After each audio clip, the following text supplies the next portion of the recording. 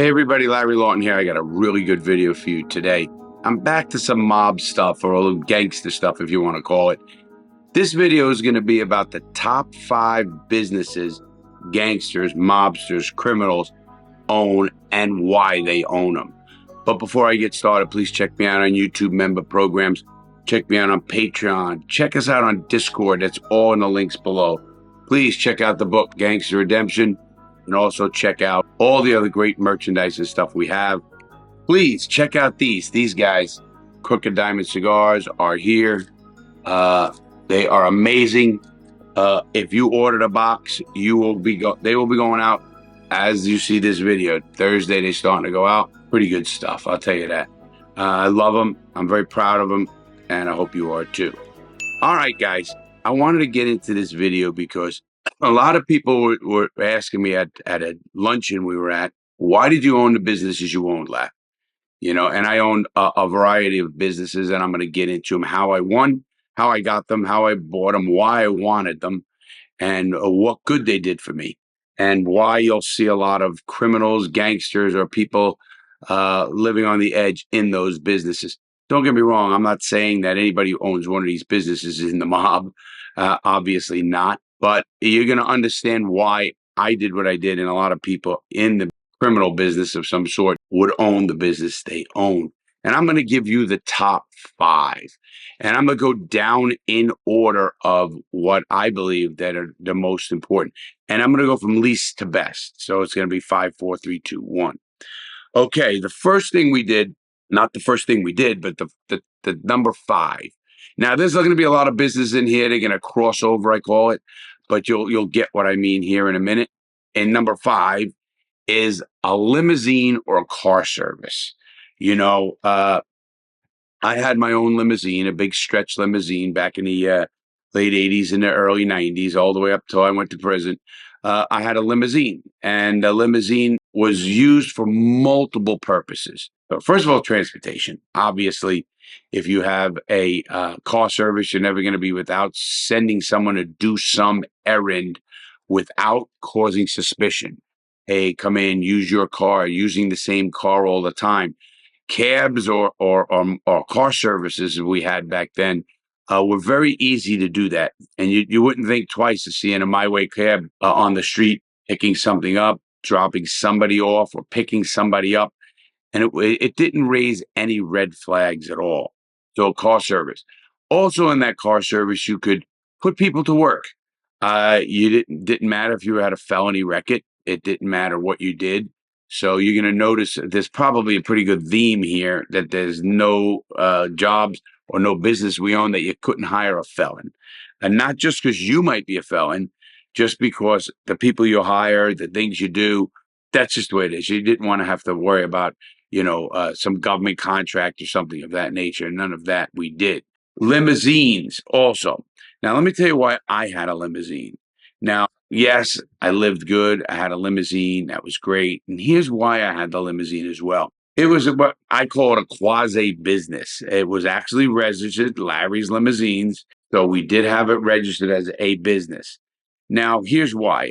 A friend of mine from New York, whether it was Joey or somebody else, Frankie, would call and say, hey, Larry, we got a couple of guys coming down for the weekend. Can you take care of them? The first thing I would do is I'd say, you got it. I'm going to give them a limo for the weekend. And what do you mean? You don't have to pay me. You guys got a limo for the weekend. You don't have to drive. You don't have to rent a car. You're going to have somebody going to tell you and show you where everything is around the place. And here's what I got. My guys who worked for me, they loved to drive the limousine. Because the first thing I told the guys from New York or anyone, hey, listen, guys, I'm not charging for the limo at all. Whatever you want, you can get in there, whether it's gambling, women, drugs, whatever. But take care of the driver, will you? Just take care of the driver. He's going to be with you all weekend. Now, my drivers were guys who worked for me in more ways than just the driver, obviously. But what they did was they loved it. Now, they knew they weren't going home. If these guys came in on a Friday afternoon, they would be picked up at the airport, taken to wherever they're staying, usually the Diplomat Hotel down in Hollywood or wherever else it was. And that driver would tell them, hey, listen, Larry told me I'm with you 24/7 as long as you're here. So I will be at your beck and call. Back in those days, we had beepers.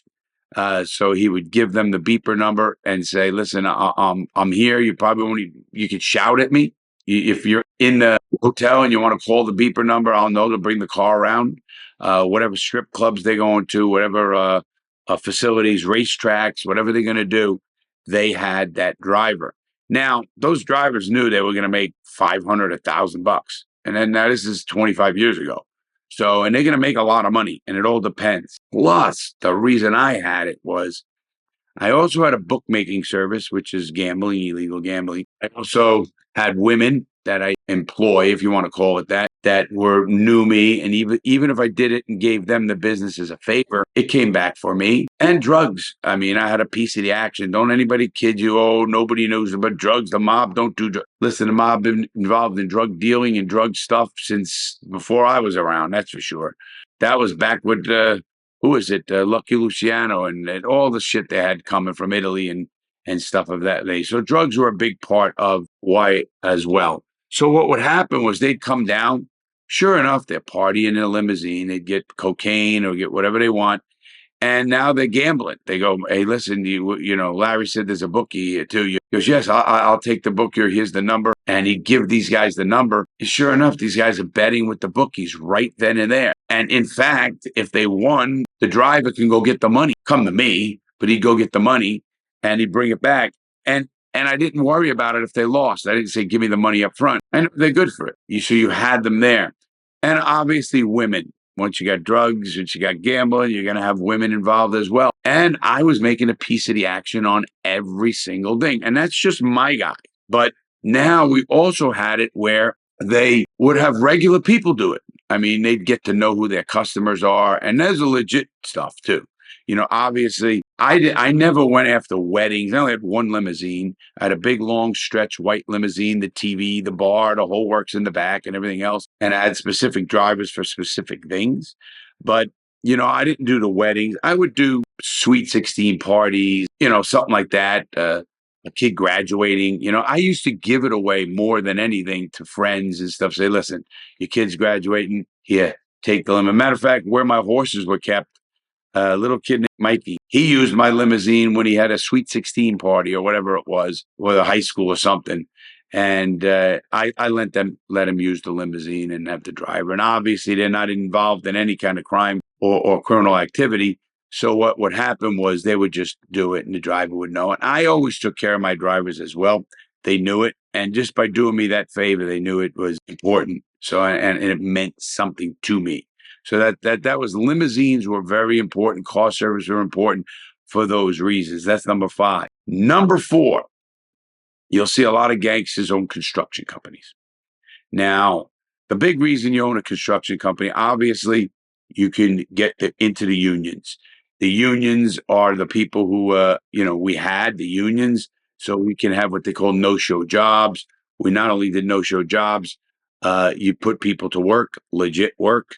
You can bid on stuff and have an in. The guy wants to give you the bid because he knows you own the construction company or you run the construction company. When I'm saying owning stuff, you know, what's in your name is one thing, and what is in, people know what they did because most of my stuff I bought through loan sharking money. But again, here you are in whether it's the limousine, the construction, you got guys who gamble, you got guys who also materials. So not only do you have a lot of people who are like I call them not on the fringes, but just hardworking guys, but they like to gamble, they like to party a little bit. Who knows what else? They have birthdays coming up, and you want to be around those people. Obviously, the bid is to get the job. Obviously, the next set, you know, that's how the Windows case came about. They had construction companies and they did window bidding and they rigged the bids for windows. It was a big deal in New York. And now construction companies, you got also materials. Now that is very important. When I say materials, what do you mean? Listen, we want to build something. We don't want to put up a red flag. You know, there was no like Home Depot to go today. You had to go to a lumber place and they might know it. The guy might not be connected in that area. And then, you know, cops come them. Yeah, you know, hey, what did this crew buy all this wood? What did they buy this from? Maybe we were building a warehouse. We were building something we needed. And we didn't want anybody to know what we were doing. So we had materials. Plus, explosives. Most construction companies have a license and they can actually get explosives. Believe it or not, that's something we did need. You'd also have, you'd have security on that construction site. Obviously, that's a guy in the construction company. Whoever owned that security guard company is usually one of us guys. That's not a top five, but it's also so you have that around you. Plus, you're moving jobs. You're always moving. So you don't have guys that get stagnant in an area, whether it is a dealer, whether it's a drug dealer, whether it is, bookmakers or whatever they are. They're not getting stagnant and they're not in an area, so they don't raise red flags. They're in there, they're construction workers, they do their stuff. Do they go to the local bar? Yes. Do they hang there? Do they make money? Do they get new customers? Absolutely. I think one of the biggest things you can be in the mob or any probably business is a networker. And if you're a good networker, you're going to get more business in everything. The next business, and I had one of these, was a vending machine company. And you're saying, what do you mean, Lad? What do you mean by a vending machine company? Well, there's a couple of number of ways vending machines worked back in the day. First of all, the bars had Joker poker machines. Now, you couldn't own those. I couldn't own those.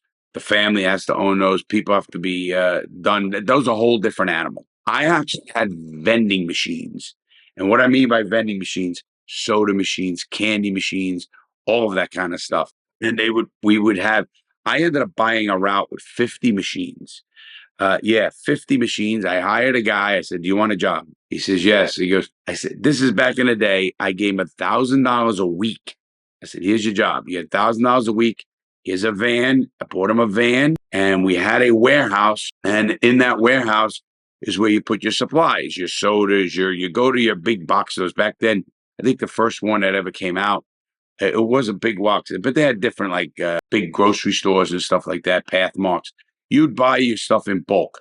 You'd go buy the packs of candy and stuff or chips like the kids would sell them from school. I remember that.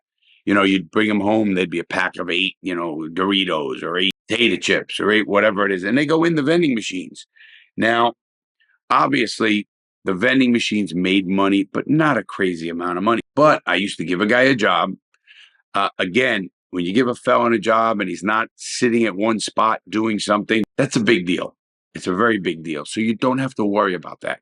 He's going to be on the move. He's going to be going from place to place. He's making connections. He's getting himself back into the game. And here's another thing that was very important about that. So you have the vending machine company, and it's a way to wash money very, very easily. Whenever the guy from the vending machine, I tell him, here's the deal. Every Friday when you go make a deposit, because he used to do is clean out the machines and stuff on a Friday, get it ready for the weekend. And then usually they're empty by the end of the work week for the businesses we had. And we had them everywhere. You had them in businesses. You had them at like a bingo hall, stuff like that, if they weren't controlled. But Florida didn't have mall control. But New York, obviously, they are controlled. So anyway, you'd have the vending machine. Here's what I used to tell them. I said, listen to me. At the end of the day, and Friday, you come see me with the deposit. You don't just go to the bank. Unless I tell you that, you don't go to the bank. And he only see me. So he knew to come see Larry. And I'd usually on Friday, I'd be at one of the clubs or something of that nature. Or even the house or my clubhouse where the limousine was and all that. So the first thing I would do is I'd say, how much are you going to be depositing? Now he'd say, depositing $1,800. Okay, that's all he's made, all the 50 million machines, all that kind of stuff. Now, obviously, he takes his salary out of that, but it was a legitimate business. So we didn't 1099 him. We didn't do that. We actually had a payroll and we paid him and he got a company check, but the money covered that. The business was actually profitable, very little, but profitable after expenses with a van and tires and gas and cost of goods and everything else like that. So whatever he deposited, I would give him 3,000-4,000 more. So if he said, I'm going to be deposit 2,300, I said, no, deposit 5,000. And I'd give him 5,000. I'd write it on a ledger. $2,700 is out of my money. But now that is going to be washed. That's going to be going into the business. And then it is put in a bank account. And now you can really take that money out. You can do anything you want with that money.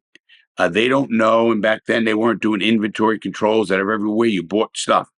I think today it's a little rougher. You have to buy with different licenses. I know bars are, and we're going to get into that here in a minute. So, number three was vending machines because we wanted to have a place to really wash money. Number two, you're going to see them own a restaurant. Hear me out. I didn't say bar. I said a restaurant. In New York City, I worked for him, Sal Anthony's. It was in Gramercy Park down in the village, East Village. And I mean, they had a wine cellar down below. Now, in that wine cellar, things were kept. There's a lot of turnover in restaurants, more so than anywhere, with food and deliveries every day and stuff of that nature. So you can bring things in there and not be noticed, number one.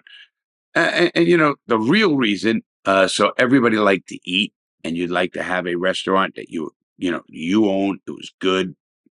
And I ended up buying my stuff and I had a pizza restaurant. And of course, that burned down. But, you know, all of the things I did and all the businesses I own were for reasons. So now the restaurant business, you know, there's a great place to hire people, young people. We used to like to do that. You mold them, you see who's the leaders. You also give guys jobs when they get out. Many no-show jobs. I mean, a guy gets out, he needs a job for the parole commission. I mean, you'd have other families say to you, hey, listen, I got a guy getting out and he needs a job. We'll take care of that, but can he work with you? So when the parole officer come by, you'd say, oh, he just ran an errand, did whatever he did. And a lot of times the people stayed at the bar. I mean, stayed at the restaurant, just totally stayed there. So it was pretty cool. That was always a plus. Again, plus, you know, we used to have a lot of events, parties, you know, graduation stuff, you name it. And we'd always have the restaurant. And it was always one of the guys who owned the restaurant is where we went to. Not only to give him business, because we felt secure there. We can go into the back room and not worry about someone saying, what are you going in the back room for? You need a little privacy. You didn't have to walk on the street every time in 0-degree weather. You didn't want to do that, obviously. So what you would do is you'd have that place and you'd always have a extra room when we had a function. When I got married in 1987, and I got married in Brooklyn, New York, and it was at the Oriental Manor. I mean, I got married at the church, which was called Regina Pace's Church, which we used to call it the last mile because the aisle mile went forever to get to that fucking altar. But it was a great place. I mean, Regina Pace is a church and a school. And after that, we all went to the Oriental Manor. In fact, we had Carmine Persico's private limousine. He was in jail, of course, Carmine the Snake Persico. And we had his private limousine from Romani, a limousine service they owned. So they gave me that limousine. My brother spilled champagne in it, ripped down the chandelier at the Oriental Manor, causing havoc, you know, but that was just the way we were. But anyway, so in this restaurant, we would have our own food, our own parties, and our own tables where we would know what we want. You know, there was a table at the restaurant that nobody could sit at. Nobody, ever. It was for my boss, period. He'd come in with family. Sometimes he'd come in with friend or a meeting, and he knew where to go. He didn't have to know, and anybody knew. They just sat down. If he needed more table, more chairs, he'd tell the guy, he said, listen, I need 8 there. It was back and away in a corner. He knew it wasn't, a bug or anything of that nature. Things were checked at all times. And that's the reason you have a restaurant that you can, not only, you go to restaurants, you go everywhere, but that's a restaurant that you knew you were covered. And I was proud of that, obviously. My pizzeria was like that. You can do anything you want there. Nobody's going to say a word. The final thing you're going to see mobsters own, mostly mobsters, criminals, and, you know, big drug dealers or whatever they are, it's going to be a bar. Yes, a bar. And depending on where you are, you have to buy a liquor license. In Florida, I had 3 liquor licenses. I ended up owning 3 bars, but I had 3 liquor licenses. Back in my day, they were about $110,000, $120,000 for a liquor license. See, how it works is, at least in Florida, they only give out so many licenses a year. No, that's all they're going to give out. And you can't be near schools and you can't be near churches and a whole bunch of shit that they have, that the rules are. But here we are. And we would have a bar, and you'd have so many people come into that local bar. Now, what are you running out of that bar? Obviously, a bookmaking operation. Always foremost. Great. We had a guy from the Purple Gang. If you look up the Purple Gang, they were fucking psychopath motherfuckers. But the Purple Gang, you'd have them as your muscle, maybe, or them at collecting. Go collect the book of stamps or whatever it is. Believe it or not that I couldn't go do it, but you're just wasting your time. Also, you know, most of the bars in New York, especially the bars Gangster owns, they had a clubhouse above it. We had one. Obviously, the Ravenite did. They would go up there and have meetings. But in our places, there were 2 apartment buildings above the bar, just New York City. And so what we would do is we kept the middle apartment open. It was just for us. We used to play cards there on Friday night, fix people up who got shot, my brother, clean us up, both of us, and take care of us. That's exactly what they did. So, everybody, please stay safe, make good choices, and I'll see you Sunday. Have a good day, everybody. Take care.